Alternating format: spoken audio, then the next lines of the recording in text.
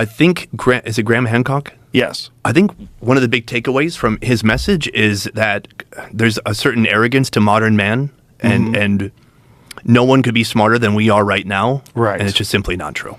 Well, you know the whole theory behind what he's promoting. It's actually based on this thing called the Younger Dryas impact theory.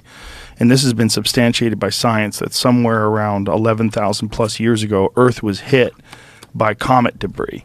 And this is substantiated by levels of iridium that is very common in space but very rare on Earth, a sheet of it across the world at that certain time period when they do core samples of the Earth, and nanodiamonds that also indicate impacts that are all throughout Europe, the immediate melting of the polar ice caps, the ice caps rather on North America, and all the ensuing destruction that came from that, the extinction of 65% of all megafauna almost instantaneously. It's really, really fascinating stuff. But what he believes is that there was a massive natural catastrophe due to Earth getting hit. And this is all backed up by legitimate researchers and scientists and a man named Randall Carlson, who's absolutely fantastic and really fascinating, in-depth understanding of this impact theory. And that human beings were essentially knocked back into the Stone Age. Right. So does he think we would have gotten to the industrial age that much sooner if that wouldn't have happened? They don't know what they were doing back then. That's what's interesting, because like everything was wiped out to the point where all we have left is these immense stone structures, which we have no understanding of the construction methods at all to this day. Right. There's some half-assed theories of how they did it, and no one really knows. There's 2,300,000 stones in the Great Pyramid of Giza, and some of them, again, were cut from a quarry that was 500 miles away, and they don't know how the fuck they did that. It'll be interesting if you get the right guide, and I can recommend a guy. There's one guy I really liked. Yeah? Later on. But everyone's going to have an answer for you. And it's interesting. They don't know, though. The thing is, like, I've heard all the answers. Oh, sure. I've heard everything. I've been reading about this for years and years and years. They really don't know.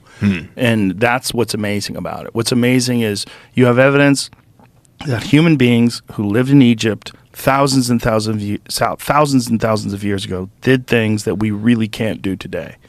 We really don't have the equipment. We really don't have the understanding. I mean, if you're off by a little bit with each individual stone, by the time you get to the top, it doesn't meet upright. Right. And they just nailed it. They nailed it to the point where they have these immense stones. You can't even get a razor blade in between them. I mean, incredible construction. Back when people had just come out of hunter and gathering. I mean, it was like 5,000 plus years ago they were doing this. Like, how? Right. How long did it take? Who was in charge? How'd you figure it out? They don't know. They really don't know. And then due to the burning of the Library of Alexandria, there's like so much missing information in history. Yeah, that's what... maybe it'll seem unrelated, but this idea like, oh, if we ever meet aliens or see alien technology, will we be able to figure it out or understand it? It's like there's so much we don't understand about what's already here right now. Yeah. I think human beings used to have a very, very advanced civilization. I think we, when I say we, humans that were living in Africa 5,000 plus years ago, 10,000 years ago, whatever it was, they had an incredibly advanced civilization. And that they, you know, if you think of how long modern anatomical human beings existed, they used to think we went back like 50,000 years, and then they pushed that to like 150, and now some believe it's 300,000, even more. That's people that look essentially like you and I. If you gave those people time, if you look at like, go back from the Romans, go back 2,000 years ago to today, what an insane amount of progress has taken place in 2,000 years. In 2,000 years, they've gone from slaughtering people with swords and bows and arrows and catapults to making incredible videos like you made with a fucking iPhone. A little tiny thing that slides into your pocket easily. You could travel around the world in metal tubes that fly through the air. You can send video from your phone all the way to United States within seconds. I mean, it's amazing just in 2,000 years. Right. So if these anatomical human beings existed 200,000 years ago, and they had enough time and enough agriculture and enough food and resources to develop incredibly complex, really advanced technology that's dissimilar from the advanced technology that we have today. We like to think of advanced technology as only involving internal combustion engines and silicon chips, but what if they developed something on a totally different path, just developed it to this level that we can't possibly comprehend? What if they had 10, 20,000 years to do that? That's likely what we're looking at when we look at the structures in Egypt. We're likely looking at what at one point in time, look, we know all human beings came from Africa. That's the birthplace of humanity itself.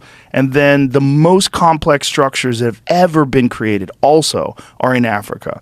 So if you would imagine that those people had been given enough time, whether it's 20,000, 30,000 years, to evolve these technologies, and then boom, hit by giant rocks from the sky and millions of people are killed. The people that are left live a barbaric existence for thousands of years and then relearn civilization and it starts from scratch. That's what Graham Hancock is talking about. Yeah. That's what Randall Carlson is talking about. That's what John Anthony West was talking about while he was alive, who has an amazing series called Magical Egypt. It's a multi-part DVD series that details like the incredible complexities of the structures and how they related to the cosmos and magic stuff. Just amazing, amazing stuff.